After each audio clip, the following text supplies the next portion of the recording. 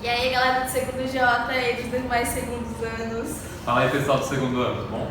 A gente vai ver um pouco de... Ih, verdade, né? Antes que eu esqueça, um beijo pra Helena, pra Fernanda e pra G, tá? Senão eu apanho depois. Mas, então, a gente vai ver um pouco de calorimetria agora, sobretudo para conseguir trabalhar com a parte de trocas de calor, tá? Entre dois corpos. Mas para chegar lá, a gente precisa primeiro entender alguns conceitos, como capacidade térmica, calor específico, e aí sim a gente pode cair para misturas térmicas, tá? Bom, então o que seria a capacidade térmica, né? Capacidade térmica nada mais é do que a quantidade de calor que um corpo precisa resolver para variar em 1 grau sua temperatura. O que isso significa? Que ele precisa receber uma quantidade de calor para que a sua temperatura aumente 1 grau para cima ou diminui 1 grau para baixo. Isso a gente descobre com a capacidade térmica. A gente pode descobrir tanto pela quantidade de calor sobre a variação de temperatura, lembrando que o ΔT significa justamente uma variação de temperatura, ok? Temperatura final menos temperatura inicial, ou pela massa e pelo calor específico também dá certo. Próximo conceito, então, é calor específico, que vai ser o quê? Ele é quase igual à capacidade térmica, só que ele realmente o quê? Mais específico, porque ele vai trabalhar com uma unidade de massa, ou seja, vai ser a quantidade de calor necessária para variar em 1 grau Celsius 1 grama da substância, ok? Do corpo.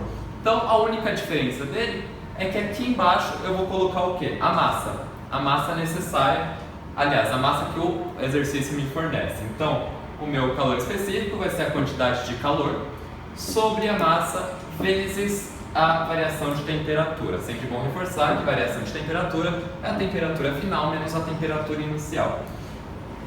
A partir disso, a partir dessa equação, a gente consegue chegar na equação fundamental da calorimetria, que é o famoso que macete, tá?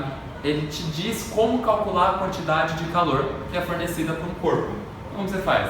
Massa vezes calor específico, ok? Calor específico seminúsculo, sempre bom lembrar isso. E a variação de temperatura. Só ressaltando que aqui você tem na capacidade térmica um C maiúsculo e no calor específico um C minúsculo. Agora sim a gente consegue falar de misturas térmicas, né? O que seriam essas misturas térmicas? Quando você pega dois corpos com temperaturas diferentes e junta eles. E dentro desse sistema, se for um sistema isolado, a soma da quantidade de calor tem que ser igual a zero. Porque você não pode ter mais calor entrando ou calor saindo, afinal de contas é um sistema isolado. Então a soma de todas as quantidades de calor, Q1 mais Q2 mais Qn, quantas quantidades de calor tiver, tem que ser sempre igual a zero. Então, quando eu falo de mudança de estado físico, eu não posso usar o Okmacete justamente porque como ela não chega em lugar nenhum. Porque o Okmacete ele só fala pra gente a quantidade de calor que o corpo vai receber para variar sua temperatura, tá? Não a quantidade de calor que o corpo precisa receber para mudar de estado físico, certo? Lembrando que mudança de estado físico pode ser o seguinte, pode sair de sólido para líquido, de líquido para gasoso, ou o processo contrário, certo? De vapor para líquido e de líquido para sólido. E qual é a fórmula que eu uso então? Eu uso Kimala, ok? Ou seja, a quantidade de calor necessária vai ser igual a massa vezes o calor latente, representado por esse L aqui. E o que seria o calor latente? O calor latente é a quantidade de calor que a substância precisa receber para variar para que haja uma mudança de 1 grama, ok, de sua massa de estado físico. Tá? Então, Q igual a M vezes L. Agora tem dois valores que é muito interessante você saber de cor, que é o de fusão da água e o de vaporização da água, ok? Difusão da água vai ser 80 calorias por grama e de vaporização 540 calorias por grama. Uma coisa interessante da calorimetria é que por não ter fórmulas muito específicas, unidades de medida muito específicas, você consegue tirar a fórmula pela unidade de medida. Aqui quando eu falo de calor latente igual a 540 calorias por grama, eu já consigo inferir que eu tenho o quê? Quantidade de calor, ok, caloria, pela massa, que é justamente as gramas. Agora, troca de calor com mudança de estado físico. É onde mistura tudo, ok? Bom, quando você fizer exercício assim, é muito bom você dividir o seu raciocínio, certo? Por quê? Primeiro você tem que fazer com que a substância, o corpo, chegue na sua temperatura de mudança de estado, igual que eu representei a água. Ela estava em menos 10 graus Celsius, passou para 0 graus Celsius, que é onde ela vai conseguir fundir, para depois passar para líquido. E eu faço isso justamente como? No primeiro processo, onde tem essa variação de temperatura apenas, eu uso que macete. A partir do momento que eu chego na temperatura de mudança de estado e vou fazer com que essa substância, vou calcular a quantidade de calor que essa substância, esse corpo, precisa para fundir, para trocar o seu estado físico, eu uso Kimala. Aí depois é só eu somar tudo para saber a quantidade de calor que foi utilizada, ok? E agora, formas de transmissão de calor, ou seja, como que o calor se propaga, como o calor passa de um corpo para outro. Vai logo. Condução de partícula para partícula, que vai para o estado sólido, certo? Sim, senhora. Tá bom. A convecção, que é a troca de posição devido à diferença de densidade, que é a corrente de convecção, que é os fluidos, e a irradiação térmica, que são as ondas eletromagnéticas que pode ocorrer no vácuo. Isso. Dando uma ênfase na convecção, que é um processo um pouco mais complexo, é interessante ver o seguinte. Vou apagar essa luz, desculpa. O que acontece na convecção? Bom, na convecção o que acontece é o seguinte.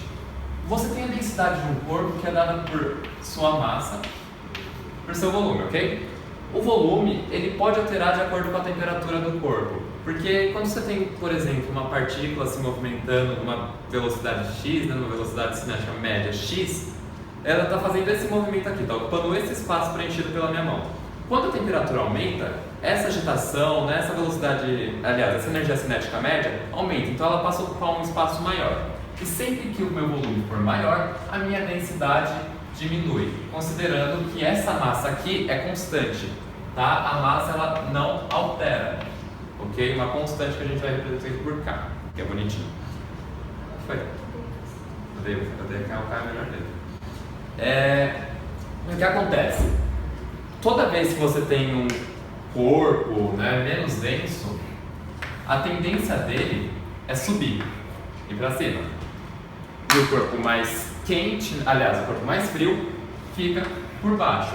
Essa troca de calor, essa troca de posição, vai criar o que se chama da corrente de convecção, ok? É o que acontece, por exemplo, com o ar-condicionado e com a geladeira. Quando você instala o ar-condicionado lá em cima, ele gela aquelas partículas que ele consegue alcançar, ok? E essas partículas frias descem. As que estão quentes ficam por baixo, sobem, são resfriadas e descem novamente e fica o ciclo. Elas sempre vão então trocar de posição. Bom, agora a gente vai falar sobre as brisas marítimas, que durante o dia o mar ele fica frio e a areia fica quente. E nas brisas continentais, o mar de noite ele fica quente e a areia fica fria. Isso acontece justamente por conta das correntes de convecção que eu acabei de falar, O que acontece é o seguinte, aqui em cima do mar você vai ter um ar mais frio e sobre a areia você vai ter um ar mais quente, ok? E qual é a tendência dos matérias são mais quentes, logo menos densos? Subir. Quando esse ar sobe, o ar que está aqui em cima da água substitui, ok? Então é daí que vem as brisas marítimas, O ar sai daqui do mar e vem para o continente.